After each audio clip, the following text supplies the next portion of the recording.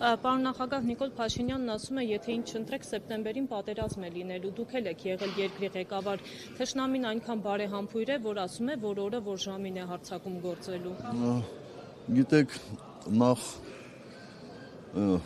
ասեմ, որ բոլոր սոցիոլոգիական հարցումները խոսում են այն մասին, որ մեր բնակչության մեծամասնությունը այն հարցին, թե իշխանափոխության պարագայում ավելանում է պատերազմի վտանգը, թե պակասում, մեծ մասը ասում է պակասում է։ Մի ամբողջական մաս էլ ասում է, որ ոչինչ չի փոխվի։ Այսինքն նրանք, ովքեր ասում են, որ իշխանափոխության պարագայում պատերազմ կլինի, փոքրամասնություն են մեր հասարակության մեջ։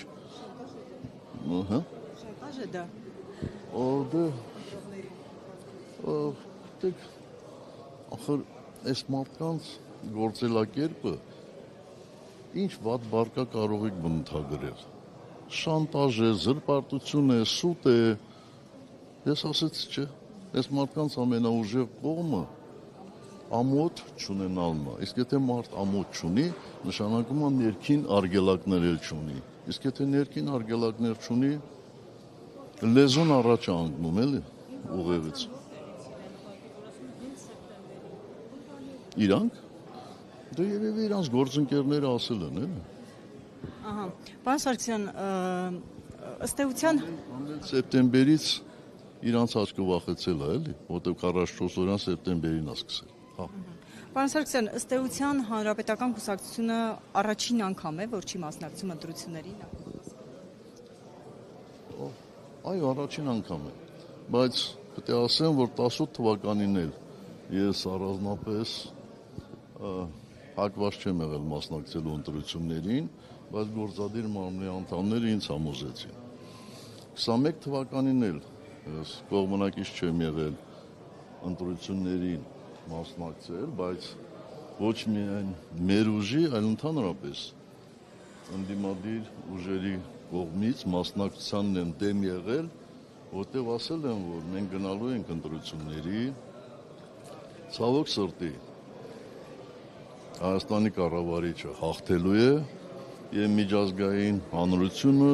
շատ տևական ժամանակ մեղադրելու է մեր ամբողջ ժողովրդին, ասելու են ձեր ժողովուրդն է ընտրել, ուրեմն գնացեք համակերպեք։ Այնպես որ առաջին անգամ չէ, որ մենք այսպես տատանվում ենք նոր որոշում կայացնել։ Պարոն Սարգսյան, այնուամենայնիվ Հայաստանը 10 տարի ղեկավարած Հանրապետականին ինչու չհաջողվեց 10 տարի ղեկավարած Հանրապետական կուսակցության նկատի ունեմ։ Հանրապետական կուսակցությունը մեր անկախության առաջին իսկ օրվանից մաս է կազմել իշխանությանը 2000 թվականից ամբողջովին սատարել է հանրապետության նախագահին։ Կներեք, ես մի քիչ երևի լավ չձևակերպեցի, հենց ձեր ղեկավարած դուք ձեր առաջնորդած Հանրապետական կուսակցությունը, որը 10 տարի իշխանություն էր երկրում, ինչու չհաջողվեց միավորվել ընդդիմադիր դաշտի, այսպես ասեմ, հա,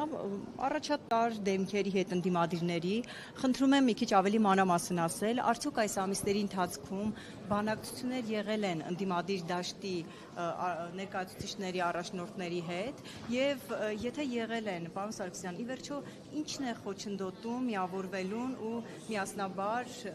Նիկոլ Փաշինյանին տուն ուղարկելու համար։ Այդ ո՞րն է այդ գլխավոր խոչընդոտը, որ չի հաջողվում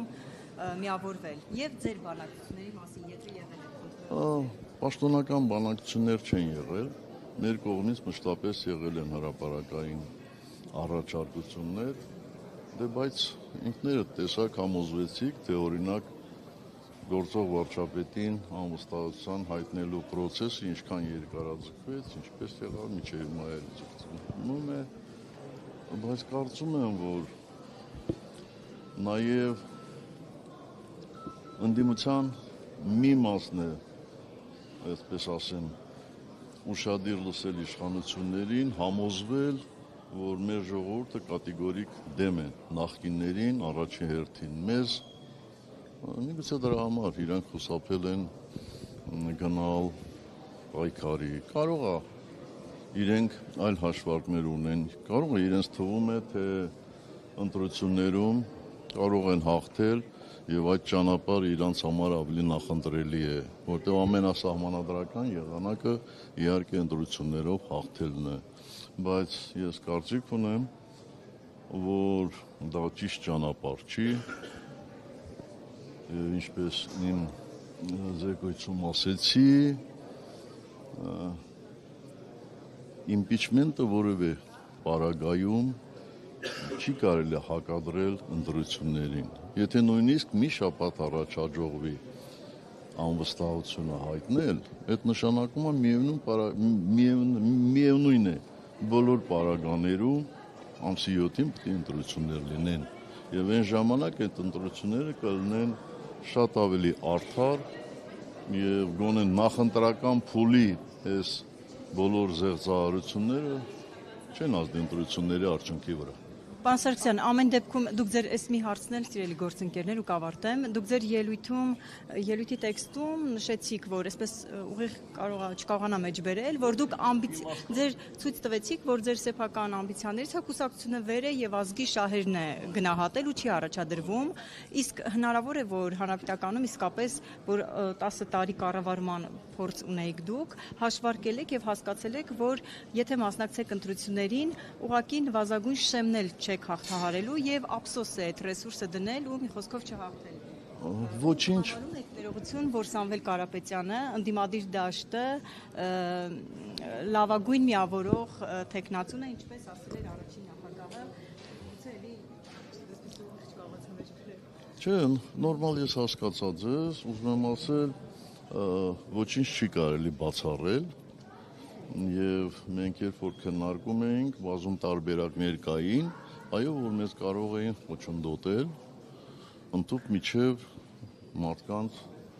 խափամամիջոց փոխվել, ովքեր ցուցակում կլինեն, ովքեր առաջին շարքերում կլինեն,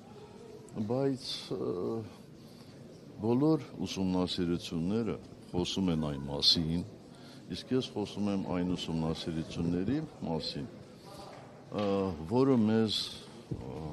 հնարավորություն տվեց մինչև 21 թվականի ընտրությունները հայտարարել թող ինչքան քվե է տանելու, մեզ հնարավորություն տվեց կանխատեսելու Գյումրիի եւ Էջմիածնի ընտրությունները, այսինքն հավաստի եւ եթե չեմ սխալվում նախորդ շաբաթ ընտրությունների արդյունքները այսպես ասեմ, ոնց ասենք, պրեզենտացիա արվեց մեր կուսակցությունում եւ բոլորը տեսան, թե մենք նախորդ շաբաթ ինչ հնարավորություն ունենք, ինչ ռեյտինգ ունենք եւ դա մեզ թույլ էր տալիս շատ չասեմ տենց քայլելու։ Այո։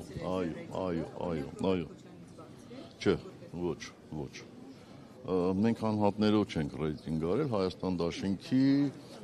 սատարումը, Հայաստան դաշինքի վարկանիշը մեզնից բարձր է։ Եթե մեր վարկանիշը Հայաստան դաշինքից բարձր լիներ, ես կարծում եմ այն ժամանակ մենք պարտավոր էինք ուղղակի մասնակցել։ Իսկ ինչ վերաբերում է միավորող ուժին, ապա կարծում եմ, որ մեկի մոտ կասկած չկա, որ այսօր ընդդիմության առաջատարը այո, ուժեղ Հայաստանն է եւ այդտեղից շատ ենթադրություններ է պետք անել։ Շատ